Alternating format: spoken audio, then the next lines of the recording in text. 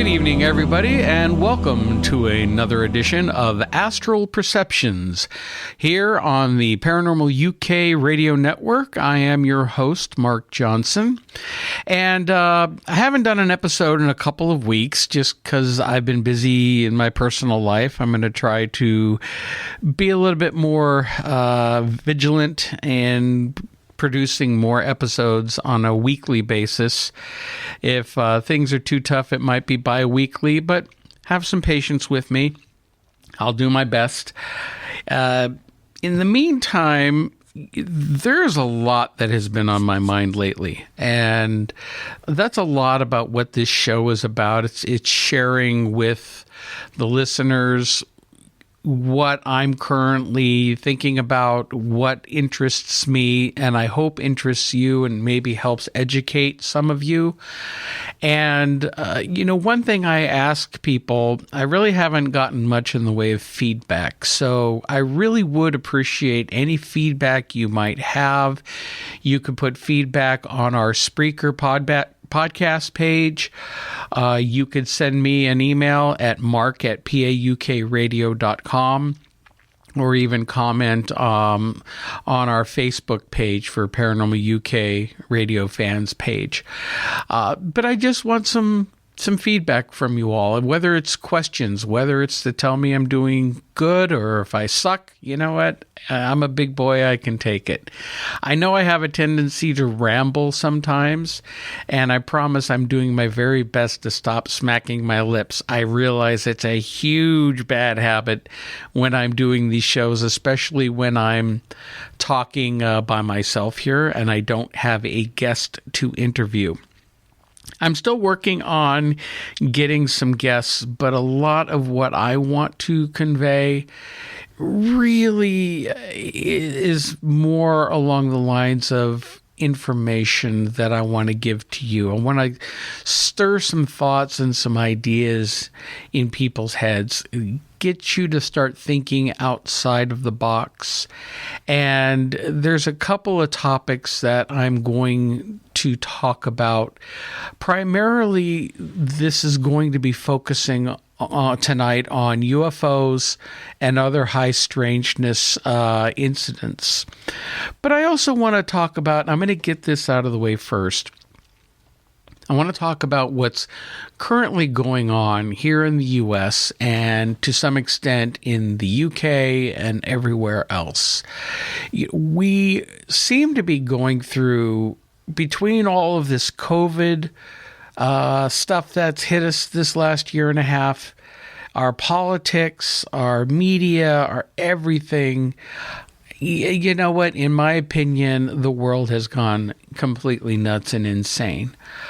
I know that there are people that deny COVID completely. And you know what? I'm not one of those. I've had friends who've died of COVID. I've had a lot of friends get sick with COVID. But you know what? It's not as bad out there as it seems. And people who have died, a lot of them, as a friend of mine who died, he had a lot of other serious problems along with it.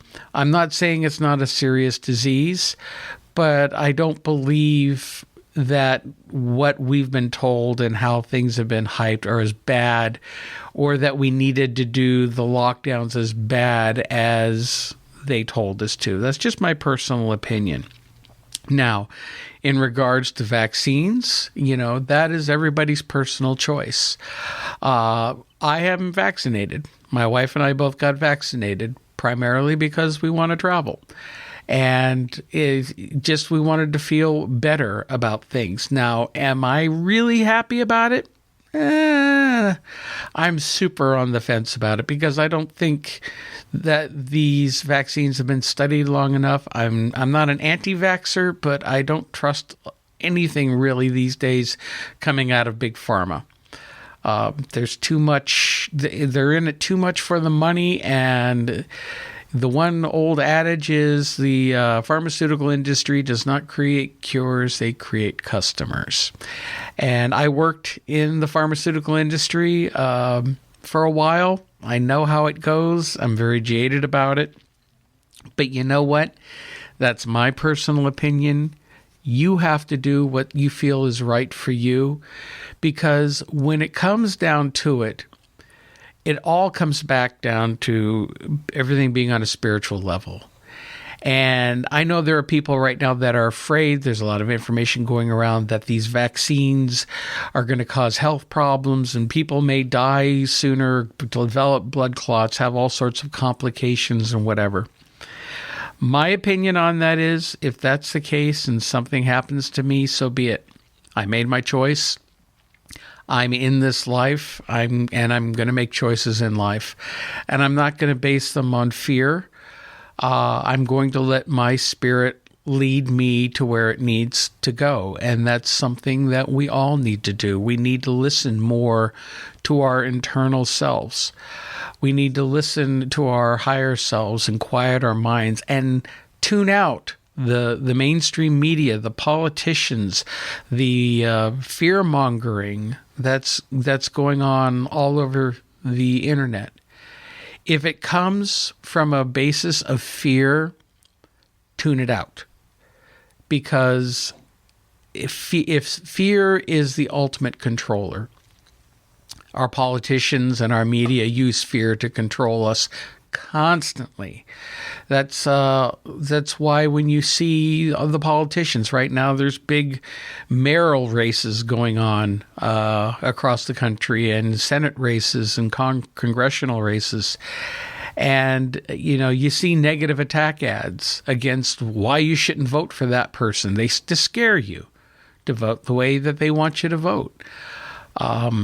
We've had a lot of lies and misinformation coming from the mainstream media. There's so much. I can't stand to watch the mainstream media anymore. Absolutely can't stand it because of all the lies, the twisting of facts. And, people try to say, well, listen to the science. Well, as we've seen with Fauci in this last week, he was supposed to be the scientist, the spokesperson, and turns out he flip-flopped, and his emails showed he was all over the place and may have had a hand in where this virus was created. So you know what?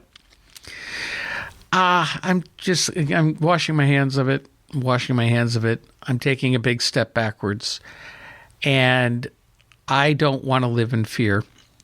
In fact, I've been feeling pulled very strongly lately back more towards a spiritual angle, so to speak, where I feel like we're heading towards a big change, and it's going to be earth-shattering in what is going to happen.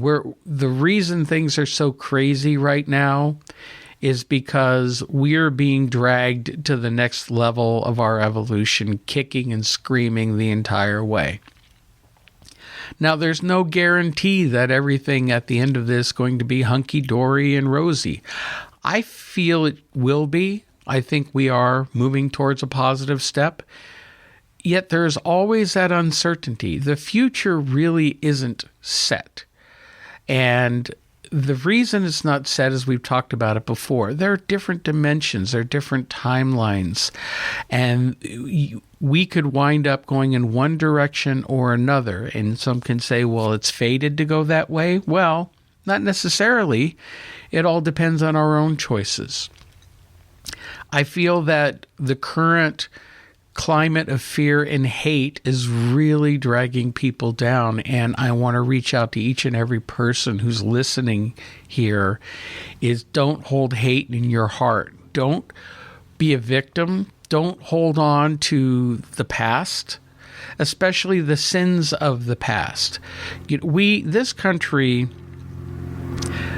the principles it was originally founded on in our Constitution, I really believe in, and I think they had the right idea.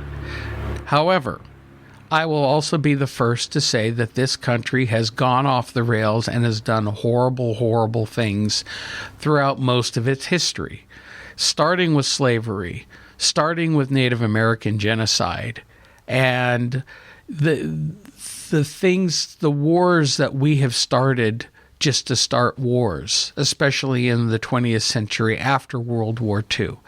I believe World War II was our last justified war, and we fought it well. But everything that happened afterwards, from Korea, which my father fought in Korea, I'm very proud of him for what he did, and not only in World War II and in Korea. And I'm proud of our veterans, too, because they're sent where their government tells them to go and fight. And we've been fighting in the Middle East for the last 20 years. And they're trying to pull back and pull our soldiers back and get out of the Middle East. We never should have been there to begin with. And we went there for stupid reasons. 9/11, people say, well, we were attacked. But you know what? I don't believe 9/11. It was either not an accident or it was a perfect excuse for the administration at the time to push their agenda to advance American military influence throughout the Middle East. And I totally disagree with it. Totally disagree with it. You know, we have no business being the world's policeman. We have no business interfering in other countries. We need to take care of our own people. And we need to look at people from a stance of love and not hate and fear. Are we going to still have problems? Look at the country right now. We have so many problems, so many shootings. I am a Second Amendment advocate. I don't think that because there are some idiots going around using guns to kill people that you should ban all guns. What? There have been people who've gone around and done stabbings. We going to ban all knives? We going to ban cars for drunk drivers? They tried banning alcohol once back at the turn of the last century. Look how well that worked out. Caused a huge black market and organized crime because people still wanted it. The drugs, well, you know, I don't advocate people going out and doing a bunch of drugs, but you know what? At the same time, it's that person's personal responsibility for their own body. It's their personal choice. Should they be thrown in jail for it? I don't think so. Should they receive help? Absolutely. The drug dealers, that's another issue. The cartels and the horrible things that they do in order to make money. And this is the problem with the human race. If you look at everything that's going on in our world, there's two things that are behind it. Money and a lust for power. That goes with politics. That goes with business, big business, that goes with organized crime, that goes with, you know, manipulating the public through the media, because our media it's not only very fear-based, it's money-based. It's money-based and control-based because they need to scare the hell out of you to tune in and watch them. If everything was hunky-dory, they'd be out of a job. Because what is there to report?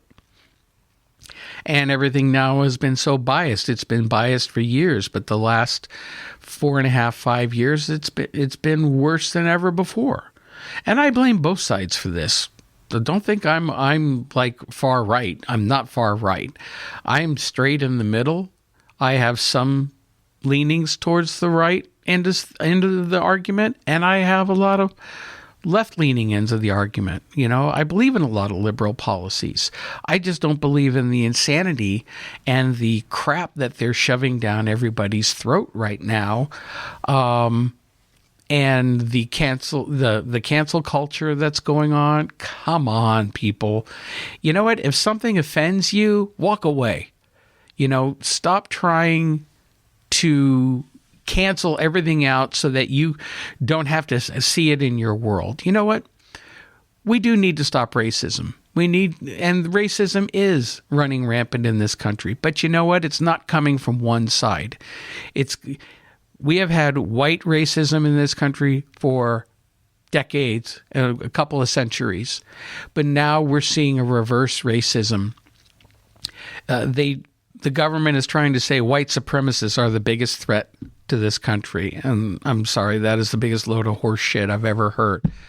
Because the white supremacist groups, and they are out there, are so tiny and so small. And the problem is the media and the politicians are trying to scare the hell out of their voter base to keep themselves in power. That's what it's about, power. And you know what? Power takes you away from spirituality. Turn within. It doesn't matter whether you're a Christian, a Hindu, a Jew, a Muslim, or you're just a spiritual person. That's where I stand. You need to look within your higher self, follow that inner guidance, and it will help to lead you. And try to treat everybody you come across from a perspective of love and human kindness. That's what we need in this world. This isn't like flowers and rainbows and I'm not trying to sell anything here. I'm just trying to say it like it is. Even Jesus said, treat people how you want to be treated. And of course, the running joke is, what if you're sadomasochist? But that doesn't count. We all want to be treated decently. We all want to have a good life. We want to be friends with our neighbors. We want to be sociable with people. And we don't want to deal with violence, domestic violence, or terrorism, or crime. There's so much that motivates it. And again, like I said, fear and power. And money falls under the power aspect of it. So that's my rant on that. And I'll leave it at that, because I just want people to think on it. Think about what's really important to you. People say Black Lives Matter. Okay, Black Lives Matter is a big group. Of course, Black Lives Matter. That does not mean that nobody else's lives matter. I understand that the Black community has been targeted on racism. I get it. I understand it. But what we're doing right now is screaming at the police, defunding the police. No, we need to re-educate. We need to retrain the police. We need to get rid of the bad cops and have people work for the community, and that we all work together. Whoever we are. That's what we need to do. That's what the end result of all this needs to be. We are one race. We're the human race. And we all have our own beautiful differences. And that is something we can celebrate while still understanding that we are all one. We're one together. We all have the same spirit. We come from the same source. The color of our skin or where we're born doesn't make a difference. So think about that, everyone. Now, let me get into the other topic I wanted to get into tonight. And it's still going to have a lot to do with spirit, because I've been drawn towards ufology for quite a while now. And I've had the opportunity to interview quite a number of big names, smaller names, people, experiencers, authors, researchers. And especially lately, I've been very interested in what's going on in a couple of locations in the country. There's a program right now on the History Channel called The Secret of the Skinwalker Ranch. Skinwalker Ranch has been infamous in UFO and paranormal communities for years. It was made famous back in the 90s when the Sherman family, this ranching family, bought the property, and all sorts of strange things started happening, from seeing lights and UFOs to cattle and animal mutilations and poltergeist activity, things that were very threatening to the family. They sold the ranch to Robert Bigelow, the the entrepreneur who owns Bigelow Aerospace, and he has his own science academy, NIDS, National Institute of Discovery Science. They spent 20 years on that ranch trying to research it, and they really didn't get much because whatever was and is on that ranch knows it's being watched, and it really limited the activity, or it did things to sabotage their attempts at researching. Now, a book came out a few years back called The Hunt for the Skinwalker, which was written by one of the NIDS researchers, along with George Knapp, who's a reporter out of Las Vegas, who's been very much involved in the UFO community. And the stories out of that book are very chilling. Now we have a new television show because the ranch was sold to a new real estate investor, and he's brought in his own scientific team. And unlike Bigelow, he's opened this to the public via a television show that's now in its second season. And he's brought together a team of scientists. And I've been very impressed with how they've been trying to scientifically measure what's going on the ranch. The electromagnetic and radiation that they have encountered and they've measured on the ranch has been very impressive. And I'm convinced that there's something not only underground, but they had evidence that there's something targeted, focused about a mile up in the air that's projecting energy down onto the ranch. Now, what's fascinating about Skinwalker Ranch is it's not just UFO activity. It's not just poltergeist activity or ghost. It's everything. It is like a mixture, a hodgepodge of everything you can think of, from seeing Bigfoots to seeing other types of cryptids on the property, animals being attacked by unidentifiable predators, the cattle mutilations, the dogs that were killed, the UFOs that are seen routinely on the ranch. Even the television show has caught in several UFOs during their experiments. And yet there's an intelligence behind all of this. Now, nobody's really ever seen a quote-unquote gray alien on the ranch, but they have seen what looks like metallic craft. They've seen balls of light. And the balls of light is what really interests me, because we can't completely figure out what they are. They're flying, so they are technically a UFO, an unidentified flying object. But they come in different colors. They seem to move under intelligent control. They are more like balls of plasma. And yet there have been encounters where one in particular, and I just read this again the other night because I've been rereading the Skinwalker Ranch book, where one of the NIDS investigators, while they were observing one of these balls of light, he started freaking out because he got a psychic message transmitted right into his head that said, "We are watching you." So basically, the watchers were being watched, and these entities wanted them to know they were watching them. And it's kind of menacing in a way. People have been injured on the ranch.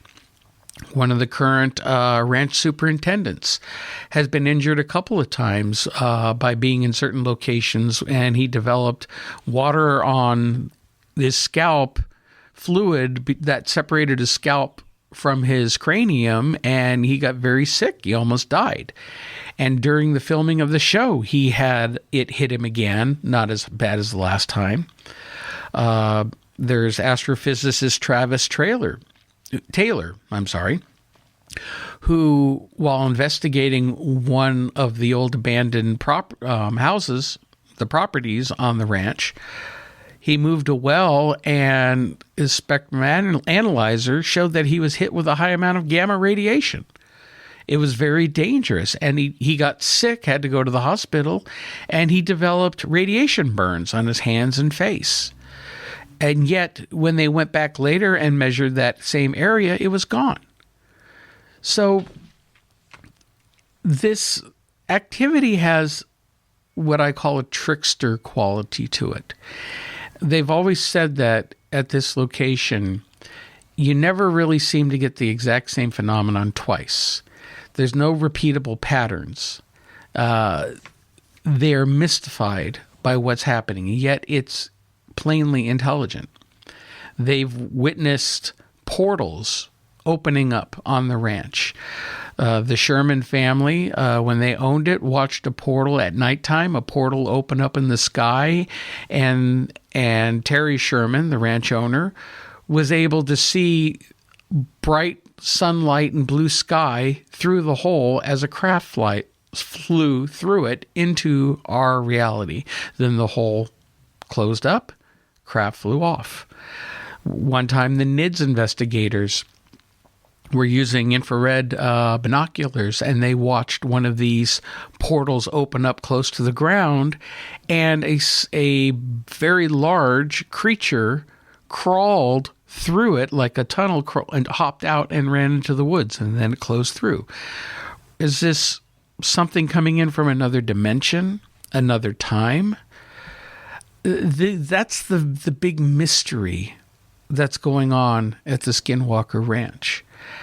Now, that's not the only location where things are happening. There are several ranches, some that are chronicled in the Skinwalker book, others that have come to light in recent years.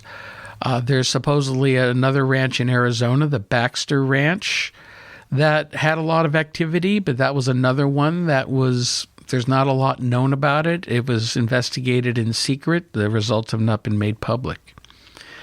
But there's another ranch just outside of Phoenix in the Rainbow Valley, and it's owned by someone who I call a friend. I got to meet him, interview him. We've been talking for a few years now, and I really like him a lot. John Edmonds. He and his wife Joyce purchased the ranch going on almost 30 years ago, and they had strange things happening from day one on the ranch. And I'm talking things that are so strange and bizarre that they almost defy belief. Seeing UFOs on the ranch, having animal mutilations, obviously, on the ranch, abduction experiences. But this time, they've actually seen alien grays. Both of them have been abducted. They got scars all over their body. And one time, John caught his wife being floated out of the bedroom and up into this craft that was hovering above the ranch. And he had I believe he had an AK-47 that he emptied 2 banana clips into it before it released her and dropped her to the ground. And he was able to keep her from being abducted that day, but they've had nothing but trouble. He claims to have killed several of these gray aliens. Now, this is one of the most wild parts of the tale. He claims to have killed them, but he says if you don't take the head, they just vanish. But he had tissue samples. Obviously, he was able to keep the head on one of them, take the head, and he submitted some samples for testing, and the lab that tested it came back with very unusual results. It wasn't human. It wasn't exactly animal either. It had chlorophyll was part of the makeup of it. The strange thing is, the lab technician that examined the tissue samples, he died not long afterwards, which is very suspicious. John has had Men in Black encounters. He has had strange people showing up on the ranch. He's had doppelgangers of both himself and his wife being seen on the ranch. And always, it's a very, very negative experience. And he's been trying to sell the ranch for the last few years. Now, his wife wanted to sell the ranch right from the very beginning. She didn't like the ranch. She wanted out of there. And yet he called it being stubborn, like nothing was going to run him off and he was going to fight against it. But yet, in my talks with him, I feel like he has a deep connection to the ranch. And there's more going on there that I think than he's made public, or that he even maybe will admit to himself. But even though they're going through all this horrible negative activity, they've had people come out to the ranch and trying to investigate. A lot of people come out to the ranch and tried to investigate. A lot of these investigators run off because whatever happens scares them so bad they leave.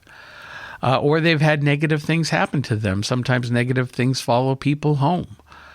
And it's, again, even though that there's gray alien activity on the ranch, it's still so many other different types of phenomenon happening, from poltergeist-like activity. John, just this last week, was making some soup in the kitchen, and his bowl of hot soup just suddenly flew up and flew right into his face and burned him badly in his face. Just happened for no reason at all. Why would you be attacked like that? Why would that happen? A lot of it is because he feels like whatever's there wants them gone, has been doing everything they can to get them to leave. And John refuses, or has refused to leave. He's now wanting to try to sell the ranch. And hey, if there's any interested buyers, I can put you in touch with him. But he has a condition, though, for selling the ranch, because he really feels the ranch is important. He wants the research to continue and to be made public. Because unlike what Bigelow goes around and does, and Bigelow actually offered to buy the ranch off of him, and he lowballed him, so John wouldn't sell it to him. But he did send out his team for a week to do some investigation and take readings, and they did that, and they left and never shared any of that with John. I don't hold Bigelow in very high regard. I know a lot of people in the paranormal and UFO community like him. I don't. I just think that he's in it for very selfish reasons, and it's not to help anybody but himself. Just my opinion. So these areas that have all of this activity, from the lights to portals, mutilations, what is going on here? And this is where, while I commend at the Skinwalker Ranch the team trying to take a very scientific point of view, I don't think they're ever going to get the answers they want, because I think what's going on might be beyond our comprehension. We're dealing with forces that are probably more advanced than us, and probably have different properties that we wouldn't understand. Are they interdimensional? I think so. I think they're able to move through one dimension to another. I'm not convinced that they're 100% physical or solid. I believe that these areas, like these ranches, are sitting on areas that would be known to have vortices, ley lines crossing together. And when you get into areas like that, there's all sorts of overlapping types of activity. And it just, to me, shows that our reality is far stranger than we want to believe, because we think these incidents are isolated. But when you really start doing the research, it's much wider and farther reaching than you realize. Another famous ranch is the Gillian Ranch up in Washington State. Now, this ranch is almost the opposite of the Stardust Ranch, John's ranch, in that the people living there are having very positive experiences, and they've opened it up to the public and groups that come in because they have positive experiences, are able to call down the UFOs. But they've seen Bigfoot-like creatures in the woods. They've seen the lights. They've had all this same type of activity. It's just not as negative. Now, people might wonder, well, why would that be? And I believe that, like anything else, like human beings, there's good and bad anywhere. There's various shades of gray. Not everything is black and white. Not everything is 100% good or 100% bad. If we're dealing with extraterrestrials, or, in my opinion, ultra-terrestrials, these would be beings that, not necessarily coming from another planet. They could be time travelers. They could be coming from the next dimension over that's existing along the same line as ours.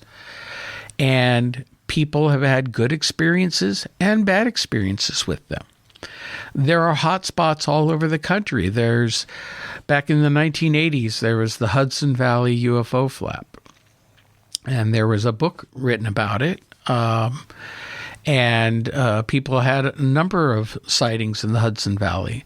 Well, Whitley Strieber, who wrote the book Communion about his abduction experiences back in 1985, until he realized later on that he'd been having his own life, but he had forgotten or had those memories erased until he started having his more conscious experiences in the mid-'80s. Well, he lived in the Hudson Valley. He lived out of New York City, but he had a cabin up in Pine Bush, New York, right in the Hudson Valley, right in the center of the UFO hotspots. There is an area up in Maryland. It's known as the in Massachusetts, called the Bridgewater Triangle. And it has all sorts of different types of phenomenon being reported. There are other hotspots around the country. You go to Sedona, Arizona, which is known for the energy that's coming in that area and vortices. And the San Luis Valley in Colorado, which is a UFO hotspot. And that's where the cattle mutilation phenomenon was first really taken seriously by Linda Moulton Howe doing her investigations many years ago.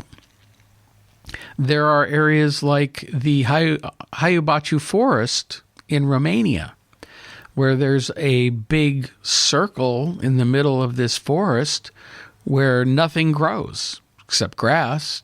It's this big circular area where the locals said that they've seen UFOs. They've had strange experiences. A couple of television shows have gone out there and filmed, and both of the shows had very wild experiences that couldn't be explained. And while, yes, I take most TV shows with a huge grain of salt, I'm pretty good at sniffing out BS and what's real. And I believe what these shows experienced were real. Josh Gates, his first show, Destination Truth, they went there and they had a camera, and they had one of their cameramen sitting by himself, and they caught it on camera, something actually hitting him, lifting him up several feet in the air and throwing him back about 20 feet. And a couple of different cameras caught that.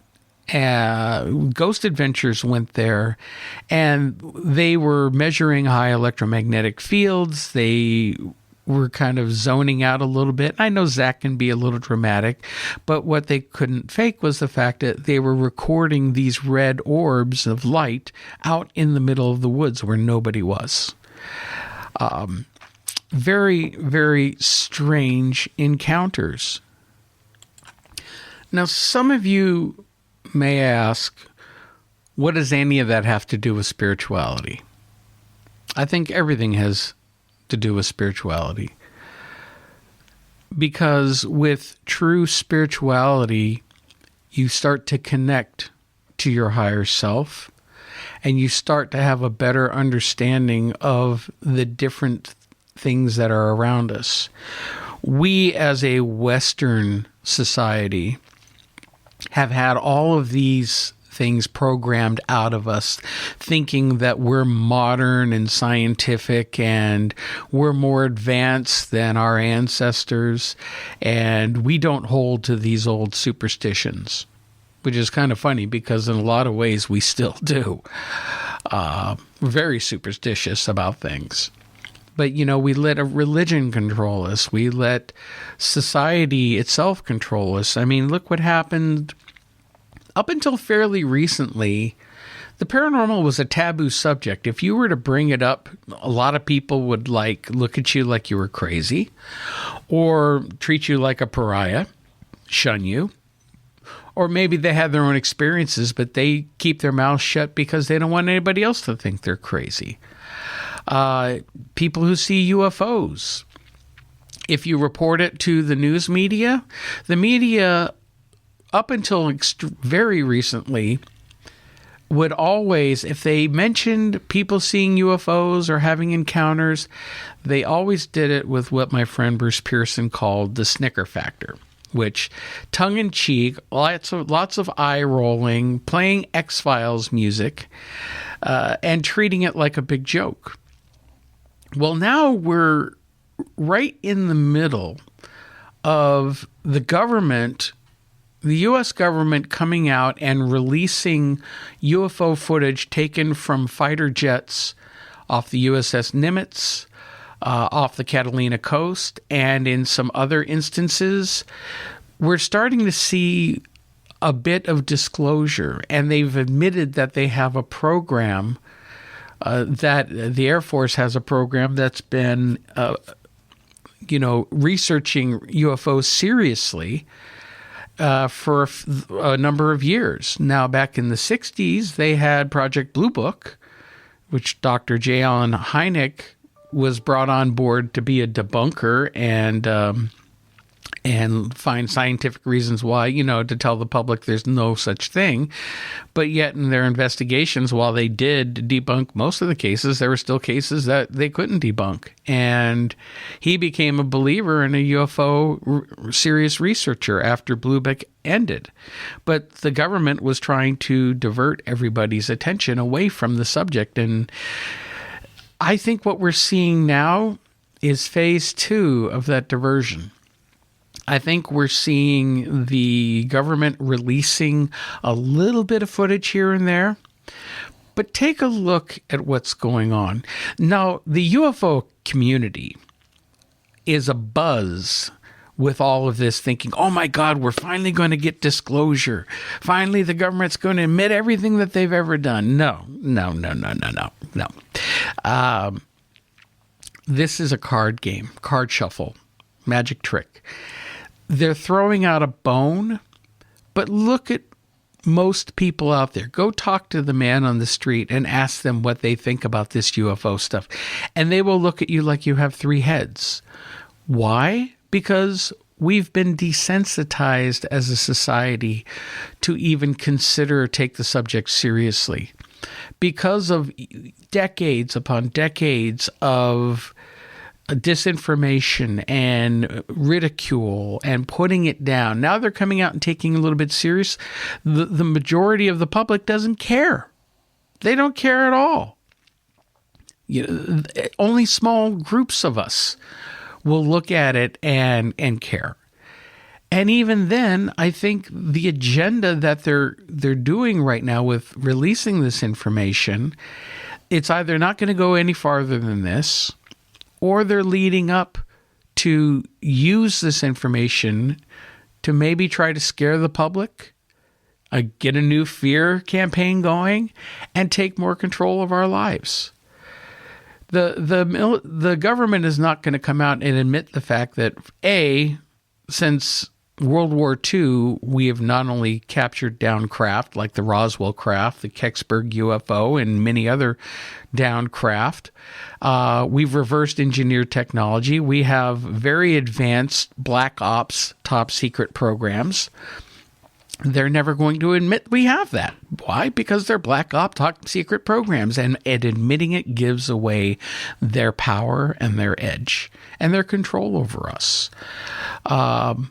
I believe we have technologies that are so far in advance to what we realize, including unlimited energy.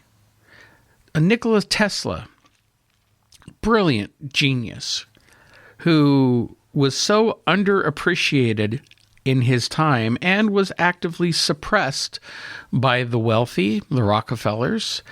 The man was an absolute genius, and he understood electricity and electromagnetic fields more than any other human on the planet. And when he died, the U.S. government swooped in and took all of his technology and classified it and swooped it away. There's remnants, though, of what he was trying to do. He tried to give us free energy. He built this tower out on Long Island, and he deceived Rockefeller, who was funding it, thinking it was going to be a radio tower. And then when Rockefeller found out that it was a device that was going to provide free energy to everybody in the area so that you wouldn't have to pay the electric company for it, he shut it down and had the tower torn down, because you know what? You can't dare give something away for free. We got to make money off it somehow. How else are we going to stay rich? His technology was used in the infamous Philadelphia experiment during World War II with the USS Eldridge, trying to use it as a cloaking technology, and they accidentally opened a portal with the high magnetism that they generated, and the ship vanished out of the Philadelphia harbor and appeared up north, I believe, in a different location briefly, and then came back, and there was talk of people who were injured and killed during that event because they weren't prepared for it. I've heard stories and interviewed people about the different projects that we've had, the MK Ultra projects, people who were directly involved with those projects, and the secret space program that we supposedly have craft that we've reversed engineered. We've gone to the moon. We've gone to Mars. Why do you think the moon landings stopped in the 70s and we've never, ever been back? What is the reason for that? You know, science fiction had us moving to the moon, and then from there moving to Mars, and now instead we send little robots out. Why? Because it's less expensive. Elon Musk is the one person standing up right now as a private citizen, developing his space program, which is 10 times more successful than anything NASA's done in the last 40 years. And he has plans to go to Mars. I'm actually surprised the government hasn't tried to shut him down yet, because there's a danger of exposing what they already have up there. Again, our reality is so much different than we realize. And, you know, you could put on your tinfoil hat and spout conspiracy theories all day long. One day I think the truth will come out, and it won't be the way that they want it to come out. I think the changes that we're seeing, where humanity is going to go from here, again, it's all going to be on a spiritual level where our own vibration raises up to the point where we start to become aware of the other dimensions around us, the frequencies, as I call them. I recorded a radio show yesterday with some friends of ours who have their own show on the Paranormal UK Radio Network, Neil Gettysward and Andrew Chaplin. They do the Paranormal Peep Show. And we had a great conversation about all things of ufology and spiritualism, and it's going to be coming out in July. But we talked about how the fact that our perception of reality is so paper thin. It's like the light spectrum. The light spectrum, what makes up visible light we can see, is a tiny sliver of the entire electromagnetic spectrum. In one direction, you go all the way up into the infrared, and the other way, you go all the way into the ultraviolet, which is X-rays and gamma rays. And it's a vast spectrum of electromagnetic energy, yet we can only perceive this little sliver. Another analogy I use is like tuning into a radio station. You tune into, let's say, 95.5, and you're listening to that station. Well, not thinking about the fact that there are dozens of other stations all broadcasting at the same time. You can't hear them, though. You're tuned into the one station. But all these other stations they exist, they're broadcasting, and you have to change the frequency in order to experience them. And the same thing goes with our reality. What we think of as death, okay? We think of the spirit realm. We think of, religion thinks of heaven. You go up into heaven or down to hell. But yet what we're really talking about is different vibrational realities, different dimensions.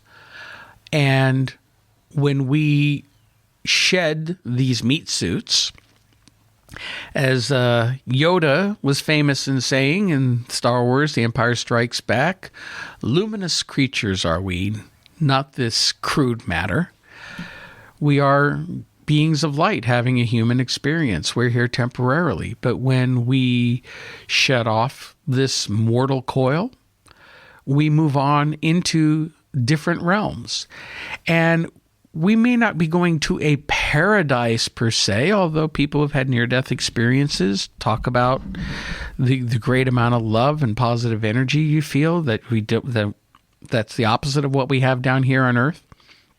Personally, I think we're in hell right now, or at least purgatory. You know, we're going through all the bad stuff, but we're also here to learn. Earth is a school. That's been told to many people by even these extraterrestrials or these visitors, as Whitley Strieber calls them. And he was told that once, that Earth is a school. We come here to learn. We come here to have experiences. And those experiences may be very unpleasant. Our lives may totally suck. And yet we are still learning from those experiences. And our perception of time is different. I'm 57 years old. And while I'm mentally and emotionally still, my 14-year-old self is still around, I don't feel old in my mind at all. Yet I'm very well aware of the passing of time, and it's been a long time. And I have the funny feeling I'm going to be here for a few more decades. I see myself at least living into my 80s. Well, that's unless the vaccine kicks in the side effects and I drop dead in a year or two. But I don't think so. I think I'm going to be around, and I'll be around because we are here to witness these changes. We all chose to come here in this lifetime to be a part of this, to be a part of what's going on. And we experience the good and the bad. I mentioned in one of my first show about when I was talking with a friend who sometimes channels inadvertently higher beings or her higher self. Other beings come in, and the last time this happened, which was a couple months ago, we're dealing with all the craziness that's going on, and I was really letting it get me down. I was really getting upset by everything happening. And when I realized that she had shifted and I was talking not to her but to one of these higher beings, I started asking questions about, well, what's going on with this? Why are we experiencing this at this time? Are things going to change? And I was basically told, you're here to learn and to experience. There's no enduring it. There's no nothing. You have the experience, and then you move on to the next experience. And if it's a bad experience, you'll learn from it. If it's a good experience, you'll learn from it. We mostly learn from the negative experiences. I mean, what's the old saying about touching a hot stove? You could tell a child, don't touch that stove. It's hot. You'll burn yourself. But the child will still have no idea of what that means unless they walk up and touch the stove. And then when they feel that pain and they jerk their hand back and maybe they get blisters on their hand, and there's the consequences of that.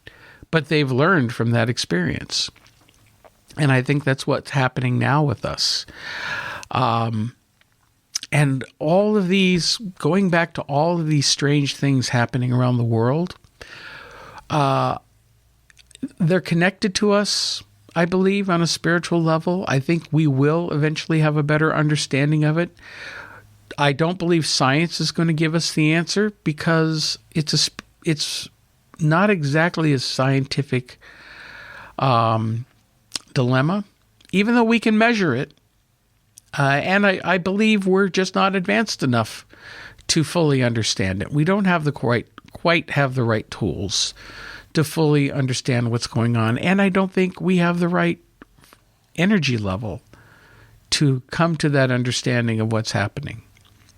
Now, I sincerely hope that, as I've had some psychics tell me, I've had UFO experiencers tell me, that there is a big change coming. We're going through a shift in this lifetime.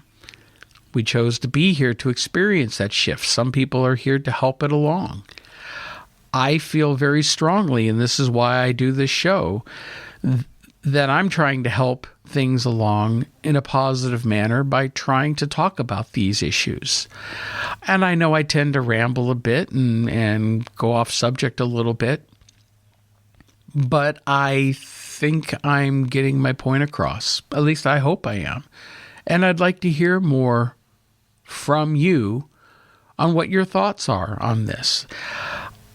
I'm not here to listen to my own voice. It's not my ego to sit here and I go, I have a show and I'm telling everybody what to do and what I think, and you all need to listen to me. That's not what I'm doing this for. I'm doing this with the hope that maybe it's doing some good. Maybe I'm helping to help people expand their consciousness, to look at things in a different way, to start looking at our world in a different way, and getting us out of this narrow confines of what we've been taught since childhood on what reality is, which it's not. And it's there for us to learn. It's there for us to experience if we allow it and stop allowing societal dogma and conditioning to make us turn our backs on it. We all have some psychic abilities. We all have the ability to tune in to our own higher selves, to receive information and connect more with the divine, the God force, the creator force, whatever you want to call it. It's there, and we can do it. And I think by more of us realizing that and doing that, we will help this transition into, hopefully, a better world. Colonel Philip Corso, there's a famous saying, and Whitley Strieber used it as the title of one of his latest novel, not a novel, one of his latest books about this whole subject. When he asked these extraterrestrial intelligences about all these things that are happening, what's in it for us? He was told directly, a new world, if you can take it. Which means it's not going to be handed to us on a silver platter. We've got to work for it. We've got to learn to work together and be one human race and work towards bettering ourselves, bettering the planet, cleaning up the planet, making this a good place to live. That's enough for me and my ranting for tonight. I'm going to try to get another show out next week. I keep talking about having guests on. I'm going to see what I can do about that. But lately I've just been feeling compelled to just talk to you all and share my thoughts and see where things go from there. So until next time, I want to thank you for tuning in. I, again, welcome feedback of all kinds. And I want to be able to interact more with those of you who are listening. So thank you for tuning in. Have a great weekend, and we'll catch you all next time here on the Astral Perception Show here on the Paranormal UK Radio Network. Have a great night, everyone. Bye-bye.